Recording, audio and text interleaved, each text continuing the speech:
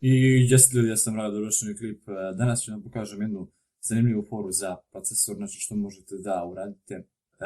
To jest može da uradite vi koji nemate dobro hlađenje ili koji vam je trenutno loš procesor pa ne može, pa se dosta zagrejava i tako to.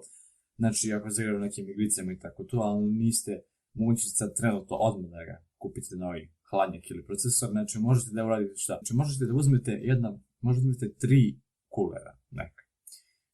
Uzmete onaj 3, znači onaj standardno koji stoji na ovim hladnjaku, znači taj koji je original uz njega, znači koji je na njemu, i stavite, recimo sad zavisi koji vam je hladnjak, ako neki veliki ne treba mu što ja radim.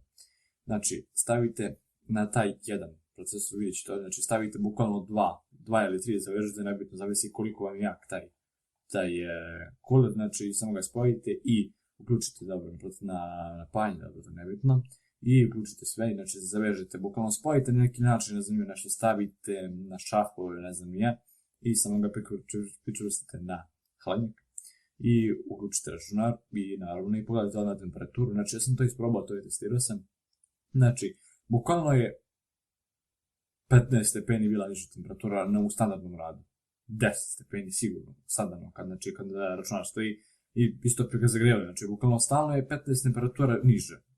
Bez obzira što kada ga igrate zagrevao se i tako to, znači u igricama bilo gdje ovako u standardnom radu, znači temperatura je uvijek 15 stepeni bila nešto stepeni. Znači sve zavisi koji koristite kulere, znači možete ako imate neki, zavisi koji su kvalitete, neki koji su lošiji, opet će biti lošiji. I ja sam našao neki od Intel procesora, znači neki kuler, to jest imao sam je tu, jer ako aj bez veze, čisto sam onako probao sam. I ja kad sam probao, bukvalno, vrate, znači onaj smanjeno temperaturu, znači 15 stepeni smanjeno, znači koliko je to ljudi, nazavite. I to je bilo to, znači u ovom klipu.